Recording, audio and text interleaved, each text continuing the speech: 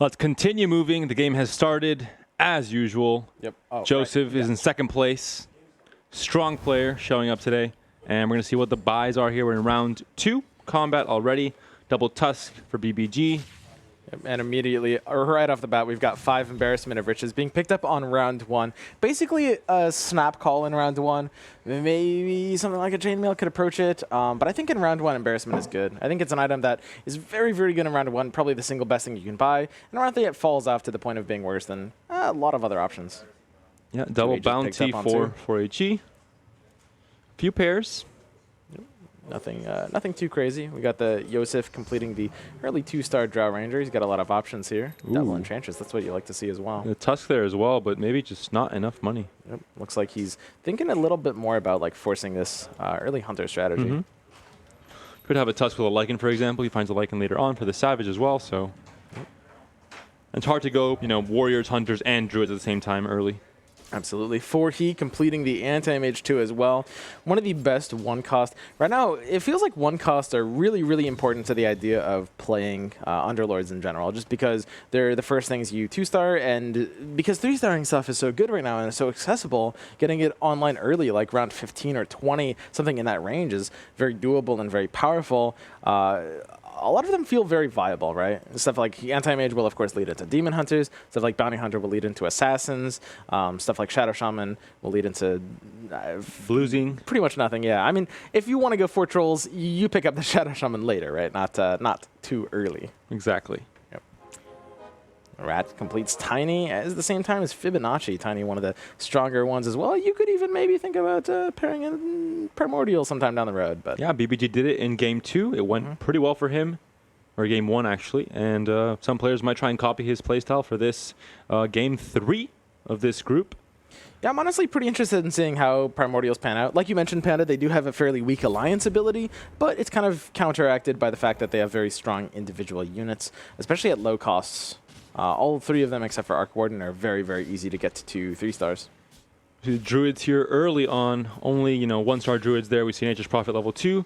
Little Tree Boys are spawning, but we'll see if it's enough here. Tiny hasn't done much of anything yet. Very slow attack speed at the beginning. The stuns haven't been too impactful, and of course Enchantress will heal herself, and the trees are just too much.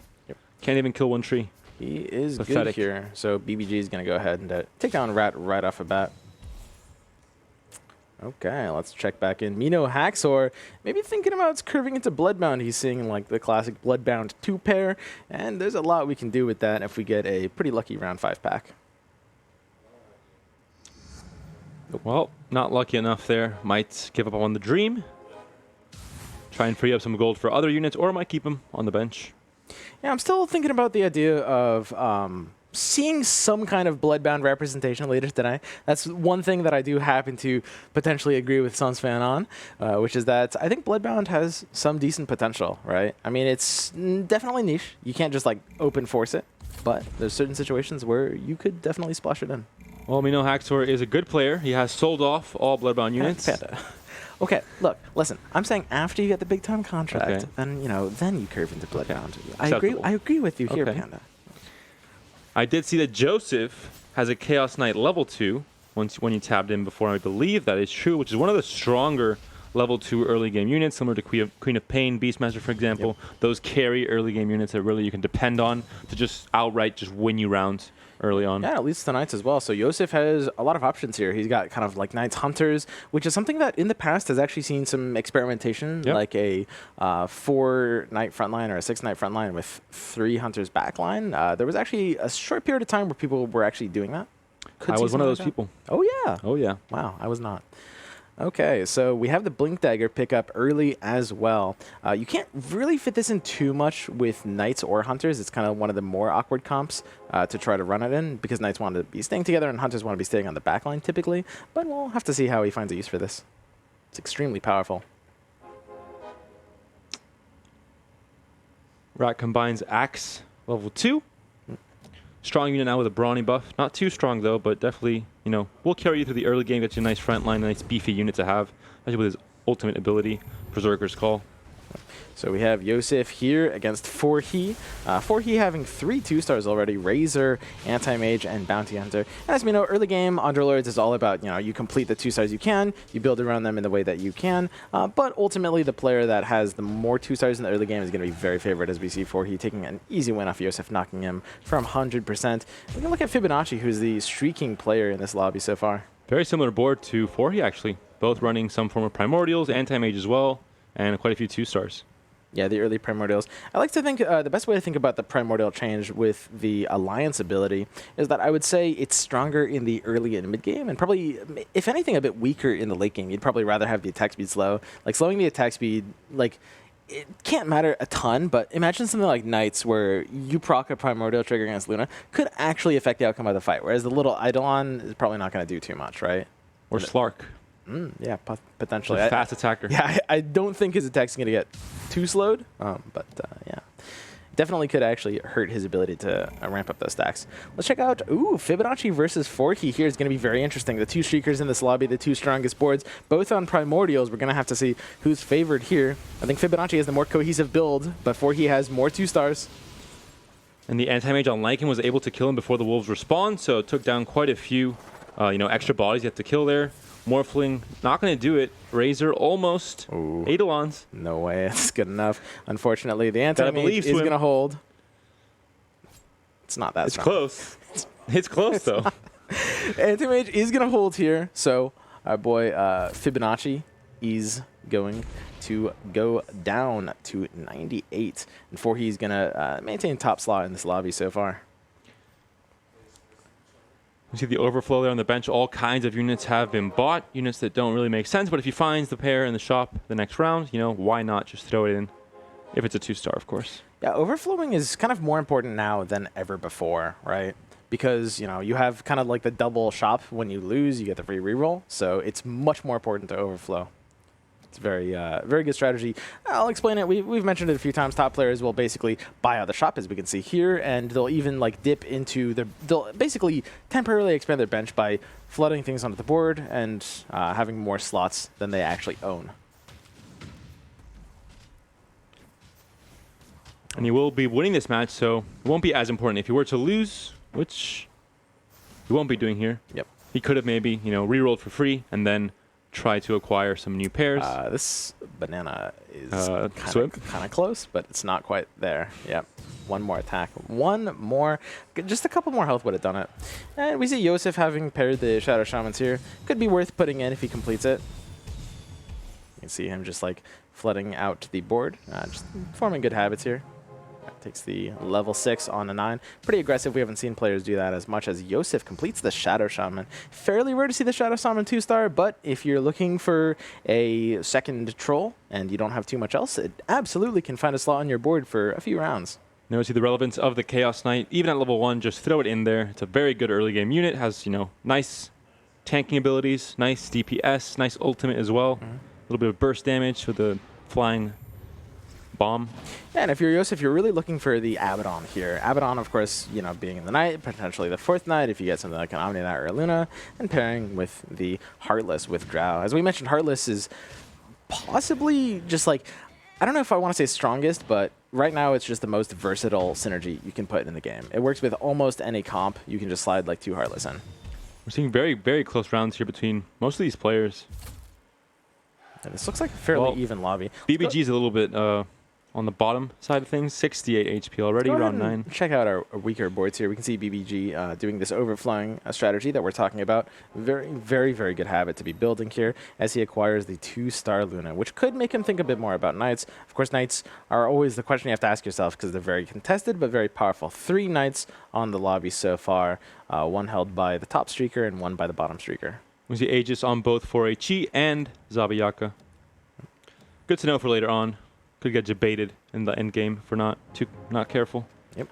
And we see BBG complete 2 more things in trap as well, the Batrider and the Queen of Pain. So this is a really good example of just how, how playing for bench and how stuff like overflowing can have a really large impact on a game. It just keeps options. Sorry, I did the same thing. It just keeps options open very well for you down the road.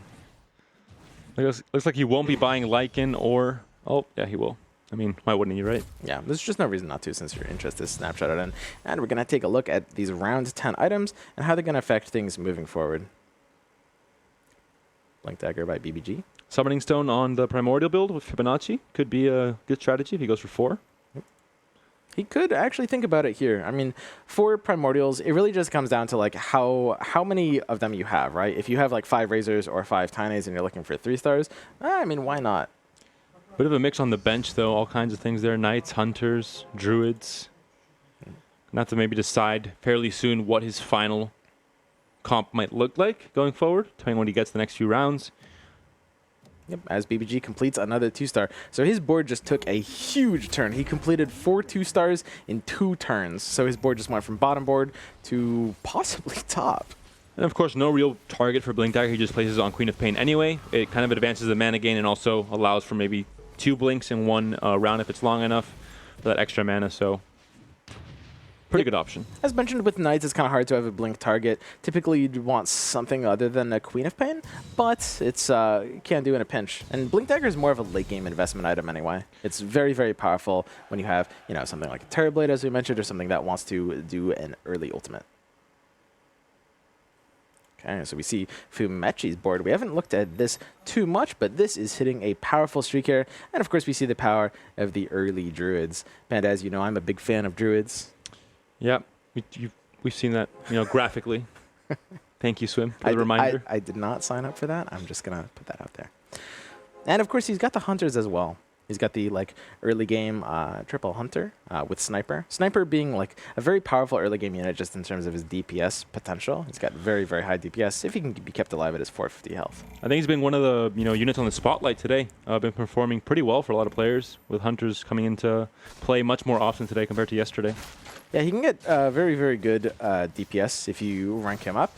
I don't think he's necessarily as important as a 3-star as some other things, but I mean, a 3-star DPS unit is always going to be very good. Also helps to counter some Druids sometimes with the healing. It's just a nice burst of, assassinate damage and can counter a lot of healing from Enchantress or Treant Protector in the early game. Might not be enough, though. Yeah, it's going to get full banana protection. This is just all summons. His Venomancer can't even move, and it's not going to end up in bodyguards, the banana bodyguards. Oh my god, how funny would that have been if the Venomancer couldn't move and the Sniper just outranged it? Well, the bananas will still be attacking. Yeah, that's true. 4 bananas. Where'd my mom and Panda? Okay, we're hitting these late level 6s, and as mentioned, we see a lot of players do this these days, right? Like level 6 on round 13, especially now more so that I wouldn't say you're incentivized to lose, but you're not as incentivized so much to commit to winning, right? So you can level a bit slower. A big difference in gold. We see, Zabiaka 68 HP, 21 gold, whereas Joseph 80 HP, 52 gold. So very good econ game from Joseph in the early game. It's the very early 50 gold. Here we go, Fibonacci against BBG. I gotta say, BBG's recently acquired 4 2-star board. Feels like it's gonna have to be a little bit favored here, but Fibonacci's coming in pretty hot with these Druids. Luna's still up, and that's gonna be it. Luna is doing just enough damage to bury this one. And a great initial burst of AoE damage from the Queen of Pain, which has the Blink Dagger, I believe, which is why she bursted so quickly. 2 seconds into the round, Lycan was already, very, very low.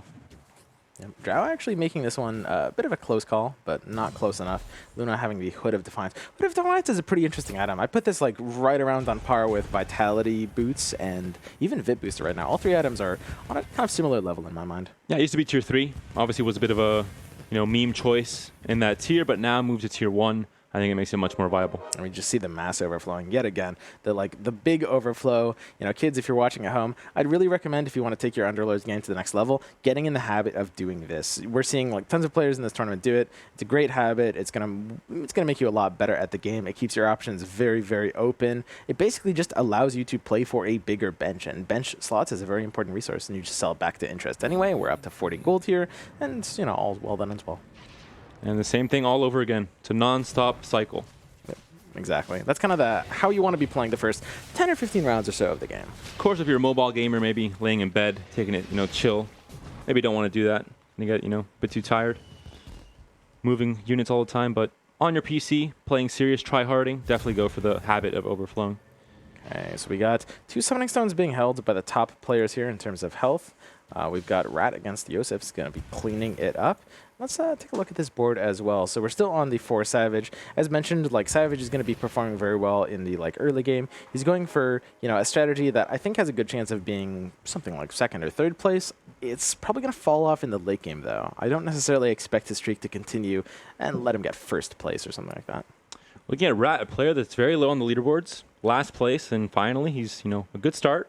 1st place, dominant position, round 15 already, so pretty much in the mid game already, and he's still looking strong. We'll see if he finishes strong as well. He really needs it if he wants to, try and squeeze into that top 4 for this group as well.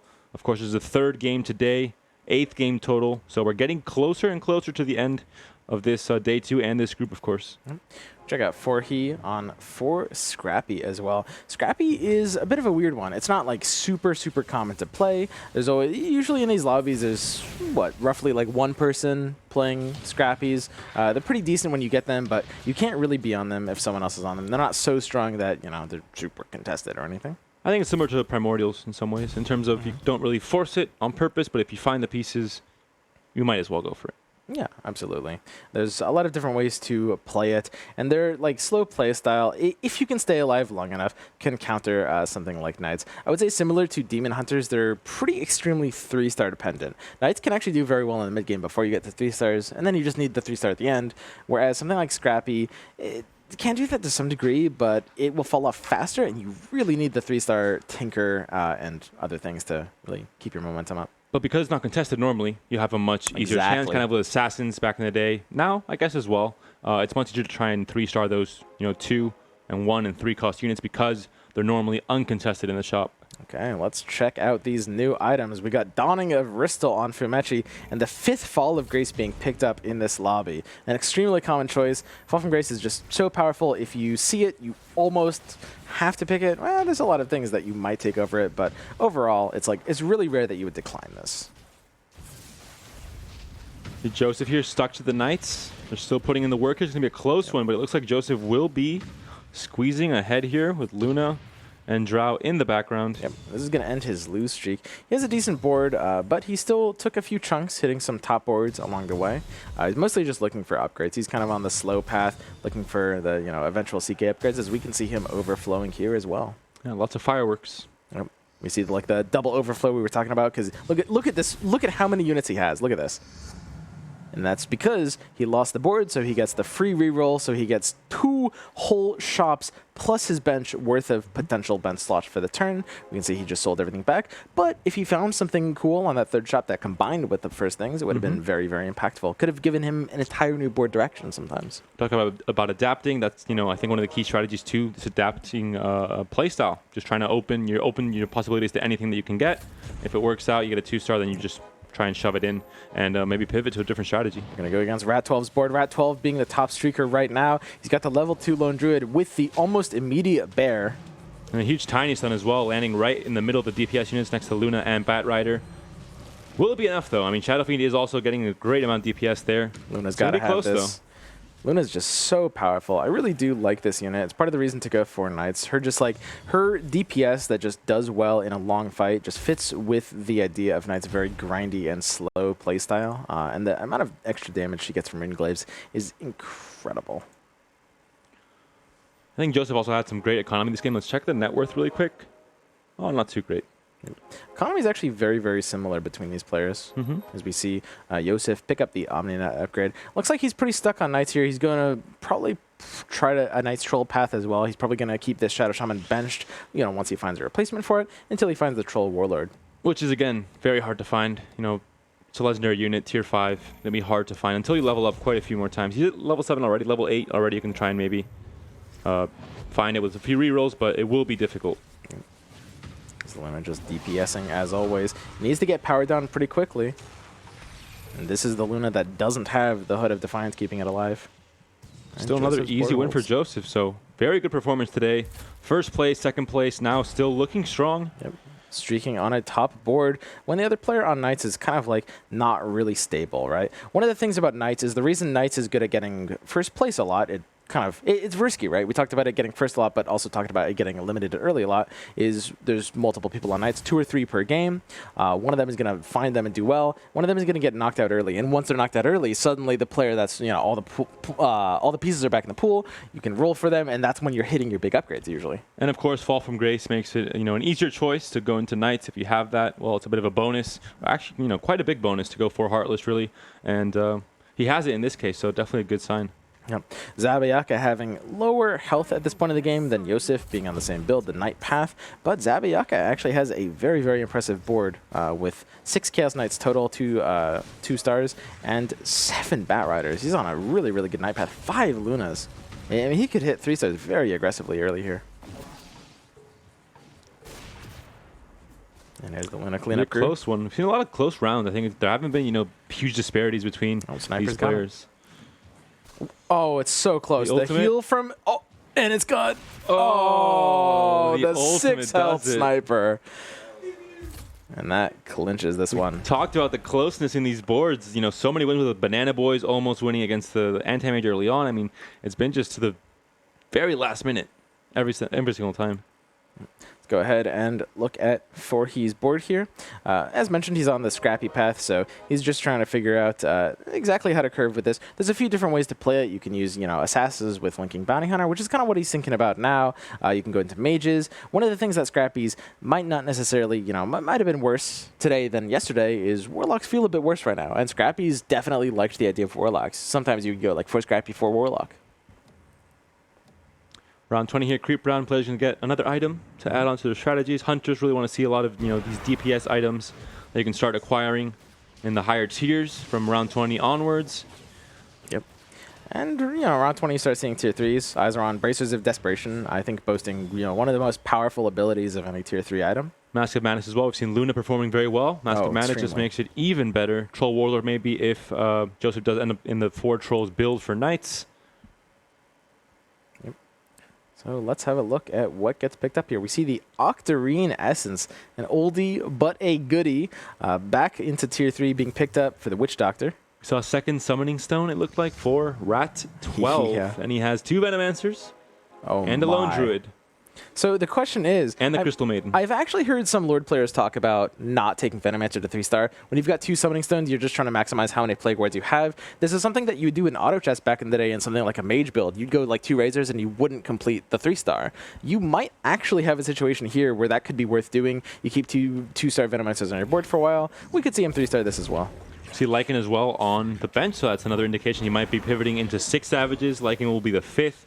And then he finds Sand King, he can try and pivot his, maybe his Tiny into that formation for 6 Savages. With Summoning Stone, it will be massive. Yeah, this is truly crazy. I mean, I was talking before about something like Savages typically being kind of a safe build, hard to get first place. He's got 2 Summoning Stones, Panda. That's pretty incredible. I mean, that's something that could easily potentially overtake first place. And with Globals being gone, I think similar to Fall from Grace, Summoning Stone also has kind of that same treatment where it seems like Globals are gone, but there are some kind of global, in quotation mark, items that you can pick that can really, really, really swing the game in your favor. And this looks to be maybe potentially a top 3 board just because you have the Summoning Stones and a great comp for it. Exactly. And we see BBG has the Bracers of Desperation as well that we were talking before. Zabiyaka getting Chaos Knight 3 stars. Absolutely huge. That's a round 22 Chaos Knight 3-star with a Moon Shard boasting over 500 DPS with the Demon. Bat Rider also on the bench, ready to go with just 1 more. And we talked about Chaos Knight 2 being strong in the early game. Chaos Knight 3 is also very strong in the late game. And this is actually going to be a tough game for both Joseph and Zabiyaka, the 2 Knights players here, because I don't think Zabiyaka is getting knocked out anytime soon, and neither is Joseph, which means they could actually be blocking each other for a while. That being said, Zabiyaka has actually completed most of the stuff he needs to complete. He's just 1 bat right away. He's got the CK already. Both are making it hard to complete each other's Lunas.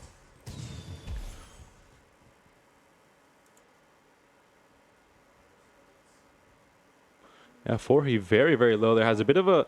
Didn't find, I think, a full direction for his build. Has Scrappy, has Assassins, but nothing, didn't do the Scrappy Mages transition maybe. And he's suffering there at 18 HP already. Yep. We see Fibonacci, another pretty low health player. He has a bit higher HP, but he's losing more boards right now. And he's one Wind Ranger off of the full set. Went for the late level 8 on 23. And he's looking to complete something to make this board a bit better. Mentioned the Hunters, but no real DPS items. Missing Sniper as well, which I think is a unit that has been doing pretty well today overall. So it might be the reason for him potentially losing a few rounds now. And he's still taking a bit of a greedy path here. But a little bit too late, completing the Wind Ranger after this fight got locked in. So he's going to have to fight one more without the 3-star. Yet he still manages to be good here, unless his Terrorblade can kill literally everything. Nope. So the 3-star Wind Ranger is up, and Fibonacci has stabilized. He's got the Sniper 2-star in the back pocket. He'll be able to put that in now as well, and this board looks a lot better very quickly.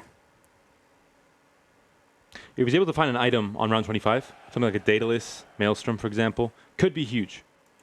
Absolutely. You really want to put your items on like high-star units, like 3-stars or maybe early 2-stars. And when you get a 3-star that doesn't have a great item on it, something like an attack speed item or something that scales off of attack like damage or DPS, it feels really bad. BBG finding Necrophos needs the upgrades. He just lost the last game there against Fibonacci, and he was looking not weak, but I mean, he's at 21 HP. That's kind of the danger zone already, and already at 3 gold, so he doesn't have the chance to try and stabilize with gold. Yeah, he's blown his load already, and he's on a bit of a knight path, not super major. He's got 3 knights, mostly on demons. He's got 8 Shadow Fiends ready to find the last one, but doesn't have the economy for it. He needs to stay alive long enough to find the Shadow Fiend that will bail him out of this sticky situation. And no Aegis either, so no chance to try and have that extra survivability with the Aegis, the Life Vest we talked about before. He needs to, high roll just a tiny bit, find that Shadow Fiend. And knocks down Joseph for 15 damage. So this is kind of what you expect to see. The player that is kind of forced to blow their economy early is typically going to be stronger at this point. And Joseph has plenty of time to kind of sit here on his laurels and relax. Looking for the Shadow Fiend. It's going to be really, really important. This low on health, you might have to take a bit of a roll after you get locked in for this interest point on this creep round. I gotta say, it feels like he's a little too close to stuff to not be rolling. Obviously not right now, but after the creep round. And it's gonna be awkward. He's in a tricky situation. On one hand, he's only got 4 Terrorblades, so you kind of want to sell something. It's hard to complete that 3-star. On the other, 3-star Terrorblade is kind of how Demons wins, right? Especially when you've already got the Blink Dagger. So do you give up on that dream, or do you decide it's kind of how you need to win? I think you have to let it go. It's just no economy right now. I mean, if he had the chance to maybe, he was in a good position, he was stabilized, he had more health, he could maybe greed up a bit, get more econ, and then try and roll down. But at this point, I think it's just too far away for him to, reach that goal. Yeah. All right. So all eyes on BBG's shop as he searches for the Shadow Fiend. It's up to him and these low health players to look to stabilize here somewhat. Zabiadze taking the latest level 8 on 25. All players at 8 now, except for these 2 at 9, Rat and Fumechi.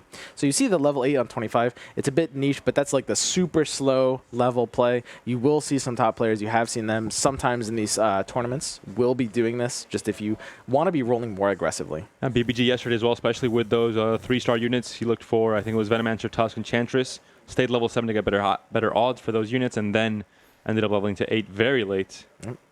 So we can take a look at these new items. Rat got a Refresher Orb for his Lone Druid 2-star, which is really powerful. He's got 2 Summoning Stones and 2 bears. We mentioned it. Lycan's in as well. Needs to find the upgrades. This is, oh god. And he found the Sand King. There we go. That's 6 Savages now. Oh, so Summoning Stone, 45 attack speed per stone per bear. 2 bears, 90% extra attack speed, almost attacking twice as fast. Double the roots, double the bears, quadruple the roots. And he has a lot of gold still as well, so he has the economy to roll down and find Lycan 2, find Lone Druid 2, for example, as well. Before he hits Tinker. Tinker 3-star is up. This could actually be a little close. I think Rat still has to be good here. He has such a powerful board, but Tinker 3-star is scary. Shadow Fiend as well doing work. Great DPS from Shadow Fiend. Is it enough, though? I think this Tinker 3-star has this. I mean, it just can't die. Its health just gets converted into mana, and it just takes things down with it. That's gonna be it. Even all that, even the double Summoning Stone, double bear is not enough to come back. But like we said, this is not his final form. He has 45 gold still. Yep. He has Lycan still level 1. Lone Druid, especially with the Refresher Orb, still level 1. Could be level 3 with a Druid buff once he gets level 2. So a lot of things that could happen. we could see level 3. Venomancer is 1 off as well. You mentioned maybe it wasn't a good option, but well, that was a maybe. I think he'll go for it. I think you should go for it in general. It's just like there's almost an option to consider not. Similar to maybe Shadow Fiend and Dragon Knight, for example. Yes. Okay, so we've got BBG. He's the stabilizer. He's at the lowest health. He's got the second 2-star Terrorblade. He's looking to complete the dream, and until then, he'll just run them both on his board. And Shadow Fiend still on 8. Has not found that last Shadow Fiend he needed. He's been here for 3 or 4 rounds now. Any moment. He's against Fibonacci's Hunters. PA blinks in back, but gets melted down. Windrunner, huge power shot coming in. This Windrunner's huge. Shadow Fiend at 2 stars is going to go down to it, though. Yeah, the 3-star, the DPS from Windranger is just a bit too high here, I think. And Fibonacci knocks out BBG. 1 Shadow Fiend off of completing. BBG finishes 8th place here. And he was one of the stronger players coming into day 2, so surprising 8th place finish. I think overall this group is very close, though, so it's not, too surprising. Yeah, I mean, all 7 remaining players are within almost 20 total health of each other. And Rat, we mentioned it. He had to perform this game. Yeah. He was first at the beginning. He's first right now, around 28. Let's see if he can hang on. His board is strong and has the potential to become even stronger. He found Lycan 2. Yep. He did not find Lone Druid 2 yet, though. Nothing yet. Rat finds the Disruptor. This is pretty solid. It's a very, very powerful unit to get online early. See MeNoHaxor completing the Tusk level 3. Sand King also still level 1, so he's getting close. Still 30 gold to waste, though. Or to spend, rather. Yep. See the Disruptor. Static Storm is going to come in big here. Huge Static Storm, silencing everything. Does so well against these boxed-in lineups. Will it be enough, though? A lot of healing coming in from the Knights. Necrophos and Witch Doctor. Counter Static Storm over there. And it's so close. But of course, it's going to be Rat that takes it. The Banana Bodyguards. The Banana Bodyguards. Looking to complete that Venomancer. This double Summoning Stone is extremely scary. I mean, as you said, once he gets the 2 stars, he's going to have a 50-50 chance at the 3-star bears coming out. Deals a ton of damage. Very, very hard to kill. He's even going to get the Enchantress 3-star, giving him guaranteed. Sand King, 2-star. Getting closer to the final form. He is wasting a gold now. He's spending down. We'll see what he finds exactly. 21 gold. He might, decide to save up. Creep round is very close by. Going to stall out and then probably do an all-in push after round 30. Yeah, that's got to be it. As a pro player, you always want to be spending your golds, in relation to where the creep rounds are. If you can survive a creep round, you basically get double interest. So instead of the 3 gold that he looks like he's getting here, he's actually getting 6 or 7, right? Not only that, I mean, you found the Sand King level 2, you hit a bit more of a power spike, you got your board improved a tiny bit, you said, okay, that's enough for now. I improved a bit, it's the goal, and then I'll waste the rest of the gold later on. But we see this Tinker 3-star just coming in smoking hot. That's so powerful. MeNoHaxor defends against Fibonacci. He's also on the beast path, not quite as developed though as the other beast player here.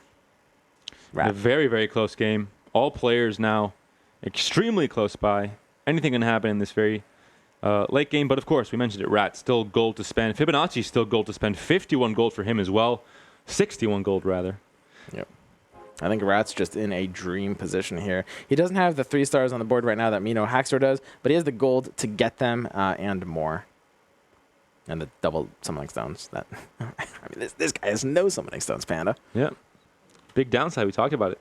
Saying the Knights without fall from gates, it's just, it feels bad, Yep. You're missing that key piece. But we can also see Forhi is just, he's just dreamy over here. This 3-star Tinker, this is kind of what I was talking about before, about the scrappy path, so 3-star reliant. As soon as this 3-star Tinker got in, he went from losing almost every board to winning every board. He hasn't lost a game since he got the 3-star Tinker online. And it's a comp that's kind of all over the place. It isn't really kind of what you expect in the late game. It's scrappy with assassins, with dragons as well. It's not the standard scrappy mages, for example, that you normally see, but it's working for now. He finds the 3-star. It's a big power spike as well with the scrappies, like you mentioned. And I think that's his goal now. He still has 20 gold to spend as well, so I think a lot of players are going to start rolling down after this creep round. Yep. This is going to be big finds. Fibonacci hits the refresher orb. Eye of Scotty, Scythe of Ice. Second refresher orb on MeNoHaxor. The Moon Shard on the... We talked about the items for these hunter builds. The Wind Ranger finds the Moon Shard. DPS increases even more. Yep.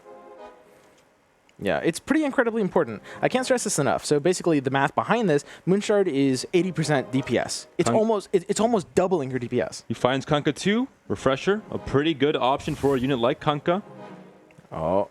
Fall from Grace as well. Heartless Alliance completed with Pudge, Drow Ranger, Kunkka, and Lycan. So 4 Heartless rather. Huge upgrades all around. 4HE completes Clockwork and hits MeNoHaxor, who's down on his last tethers. He's at 5 health. He could get eliminated here by the unstoppable 4HE. He needs to outlast this Tinker. I think he can do it, though. It looks like 4HE is going to get his streak ended by this. Not enough to kill him, though. Level 3 Venomancer too strong with Necrophos as well. And the Warlock synergy. MeNoHaxor is going to repel, and all players are still up. Big damage, and it gets closer and closer now. 20 to 5, 7 players in that 15 HP range. So it's a very close game here. Anything can still happen. I think the board strength is relatively even. 4HE is still upgrading. That's a huge upgrade as well. The refresher on the 3-star Queen of Pain is gigantic. It's all about these power spikes now to see who can get, that kind of stronger board at the very final end here to get that first place position. Everyone's burning their gold. Rat's burning down. He needs to find the Venomancer. He's got a few more rolls before the time runs out here. Found the techies, 2 techies, but not enough time to put them in. And almost, I don't even know who to spectate. Almost everyone could die here. Got Rat against Fibonacci. Fibonacci at 10 health. Is double summoning stone enough here? I think it has to be. Fibonacci has to be losing here. Oh, the huge turnaround from Fibonacci's board. Not necessarily enough to kill a Rat. MeNoHaxor has to repel against the Phantom board. The Phantom board might be taking him out here. The Phantom board has him. Zabiyaka's Phantom board has to be taking out MeNoHaxor. And the Venomancers get released into the wild. That's a huge, huge thing for Rat. 9 Venomancers. It was a 3-star Venomancer for MeNoHaxor, so all of a sudden the rerolls are worth so much more for Rat. Yep, 4HE goes down to 2 health as Zabiyaka goes down to 1. Oh, so close. Fibonacci and Joseph are streaking, though, so looking like stronger boards at the moment. Zabiyaka finds Dragon Knight 2. Beastmaster 3 and Fibonacci. Very strong as well. Talk about the Hunter build. Wind Ranger found her DPS item. Refresher on Kunkka is going to be huge as well. We're going to see Rat if he rolls down that 15 gold. There it is. The Venomancer 3 is and found. He found it. We talked about it. The pool gets flooded with Venomancers, and he finds it much easier. But he's on a losing streak. As mentioned, beasts do fall off. Even with double summoning stone, it's not a build that you can really expect to get #1 with very reliably. He could be going out a little bit early here, and with it, if he goes out this early, he has almost no chance of making it to day 3. He has to go for first place here. He has a double summoning stone. He has a pretty great comp for it. Is he going to be enough, though? Yep. He's good. He repels 4HE, and 4HE gets his Aegis burned. Zabiyaka against Joseph, and Fumechi against Fibonacci. Fibonacci at 10, and Zabiyaka... What was that? Sorry. Panda, he was gesturing at me. We're trying out our new language. Okay, thanks. So all 6 players remaining in the game here. Round 34, trying to survive one more round to the creep wave. Medusa online once again. We saw her early on in this group, and with Ayaskati Swim. Do you want to mention why this item is so good on Medusa? So Medusa's split shot has the ability to give item effects to everything. 45 attack is effective 45 attack % slow. So basically things are attacking half as fast on every single thing she's hitting with split shot. And it produces a fantastic visual effect as well, which is why I play it. Yeah, it's like you're throwing snowballs at them. Exactly. Okay, so this is it.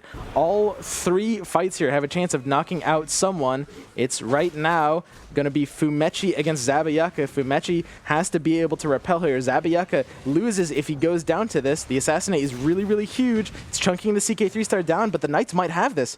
A lot of level 3. It's going to be really hard to tank down these units. It's going to be very close. The Pig Medusa transformation. Zabiyaka is good. On his board, Fibonacci versus 4HE. Already resolved. Yosef, 14 against 5, and that's it. Rat gets knocked out, and with it, his chances of making it to day 3 go to 0. Venomancer 3, double summoning stone, still not enough. 6th place position, 2 7th places before this. He just could not catch a break. He needed to be first or top 4 at least for every game, and he did quite the opposite. And with it, the top health in the lobby goes down to 14. All of these players in one-shot range effective. Joseph, first place. 2nd place last game. 1st place the first game. A complete turnaround. And of course, we both know it's all thanks to the reroll mechanic.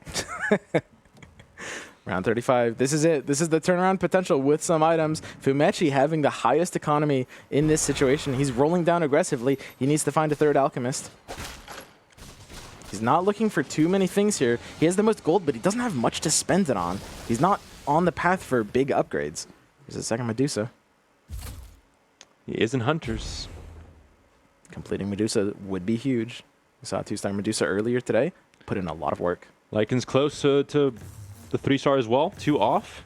Joseph Moonshard, Fibonacci Refresher Orb. Divine and Rapier, Divine Rapier from 4HE. This is a huge wild card. Bloodthorn for Zabiaka as well. These players are hitting their smuggler value, getting round 40 drops on 35. Swim. Yes. Or round 36. Do you think it can happen? What? Can we finally make it to round 40? Nah, never happen. Oh. These players are going down here, Panda. You have to lie to the viewers. Panda, we have a Dragonite transforming with a Divine Rapier. On this board, if the Rapier goes down, whoever has it will own this item. Against Fibonacci, both top healths against each other here. 4HE hitting the clone board. At 2 health, there. he needs to repel. What happens if you lose a Rapier to a Phantom board? They get it, right? They would get it, right? I mean, that's how it worked before, I guess. It looks like he's going down here. The Tinker needs to pull this out. It has to solo these other 2 heroes. It's got enough, though. The Sniper will just die to this, right? Oh, no, the Assassinate. It's taking it out. And that's just it. Enough. 4HE loses to Fibonacci's Phantom board. And Zabiaka gets knocked out at the same time. And Fibonacci gets the Divine Rapier. Joseph down to 6 HP as well. Divine Rapier. Potential for the Medusa. Finding the Dusa 2 gives him Rapier Dusa 2 if he sells the Lycans. He's looking at this Lycan. He needs to think about the Lycan 3. I think he has to be selling the Dusa, or at least thinking about it. Could just lock. It's a really rough one. Take a chill pill. A chillaxative, like you said yesterday. I like that. Well, thanks, man. This is it. This is the moment. We've got the Refresher on Tidehunter. It needs to hit a big one. Fibonacci versus Yosef. Both players in one-shot range. Knights versus Hunters. We have the dead shot on the Sniper level 3, which is gigantic. Things are dying left and right. Huge Ravage on the board. Gyrocopter comes down as well. Wolves have spawned. It looks like it might just be enough, but that's a level 3 Omni Knight. The level 3 Pudge is not dying. The Sniper just has free attacks for several seconds. I don't think it's going to be enough, though. The Pudge with the Vanguard just will not be dying here. We have the Assassinate, but he keeps trying to cast it. The Witch Doctor cast won't let it go off. The Assassinate kills the Necrophos. Is it enough? I think it might just be enough. It's not going to be enough against the Omni Knight here. Yosef's Omni Knight will take out Fibonacci, but it won't do enough damage to kill him. And Fibonacci repels against Yosef's board, so all players are alive. I just love seeing Omni Knight. No. Yosef, he has the Rapier. It changes hands once again. So the hot potato with the Divine Rapier goes to Joseph now. 3rd player to acquire this item. Can he finally win a round with it? Troll Warlord. He was looking for it in the early game. Maybe a bit too late now to change the comp. Shadow Shaman was sold a long time ago. Yep. But at the same time, you could potentially find a place to put Troll in here. I don't think it's fitting in, unfortunately. Yeah. You need the Warlock pair. You need the Witch Doctor stun. He doesn't have the Rapier on anyone. Is this a visual bug? Might have forgotten. Might have not noticed. It's possible. I think he did not notice. Yosef against Fibonacci here. He's getting creamed. Fibonacci has him. The 3-star Windrunner is good, but it's dying very quickly. The 2-star Dragon Knight needs to be able to clutch this. It's against 2 units, but it's good. It's killing them both. Yosef's board repels against Fibonacci. Fibonacci's not taking enough damage to die, though. Fibonacci's against Fibonacci's Phantom board, but it looks like he's holding 2, and all 3 players are at below 6 health. Swim. Round 39. Are we going to make it? It looks like we're actually probably going to hit it here. We're on the Lycan 3 draw from Fibonacci. He's got the 1 out. He's just looking for the Lycan upgrade. Selling the Dusa, as we talked about.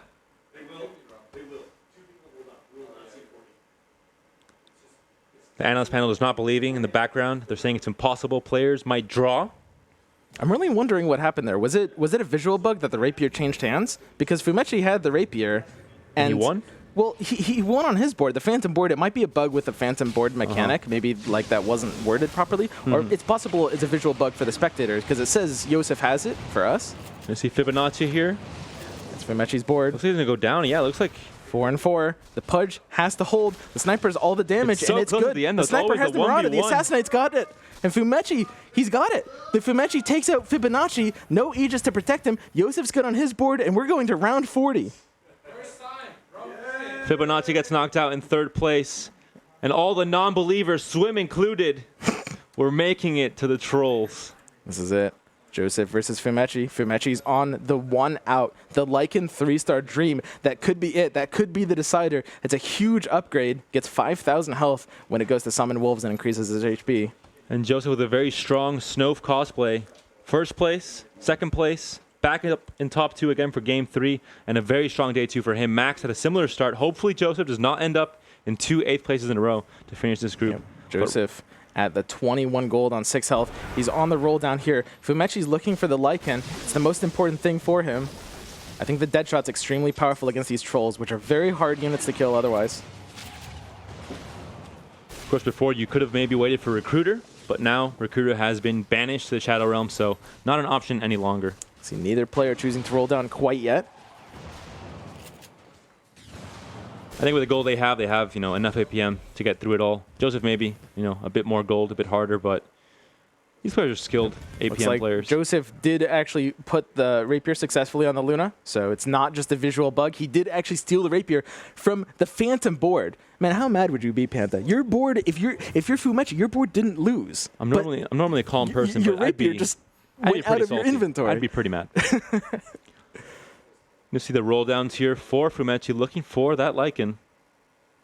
12 gold, 20 seconds, and he finds the Lycan. Lycan 3-star is absolutely huge. He has nothing else he's looking for. Joseph has 28 gold. He's not looking for anything really. What is he going to do with donate. Donate that gold. Yeah, donate it to charity. He's saving up at this point. At this point, I think he's just not looking for anything. The only thing he can do with it is just try to save up for 10, but the ties aren't going to happen. This is going to be the last fight here. The Scythe of Vice on the Abaddon, swapping positions in front of the Tidehunter. He's looking to sheep the Tidehunter so the Ravage Refresher doesn't go off. But he sheeps instead the Tusk. The Tidehunter has the Ravage. Ravage, second time coming up, and everything is stunned. And that's huge. Gyrocopter. That's it. Fibonacci has to be good here. Fibonacci takes it. The very easy win there, Fibonacci with the Hunters. We talked about the items. And yeah, takes the win there. And he gets his rapier back just in time. Calculated. But Joseph, again, ends up top 2. Fibonacci, I talked about him being one of my favorite players in this group, ends up finally with a win in this day 2. And that's 8 games down, 2 games to go. Joseph, the best showing of today. Like we said before, kind of that snofe cosplay, ends up top 2 every single game today. 2 games left. Panel, what's going to happen? What's the possibilities here for who makes it to top 4?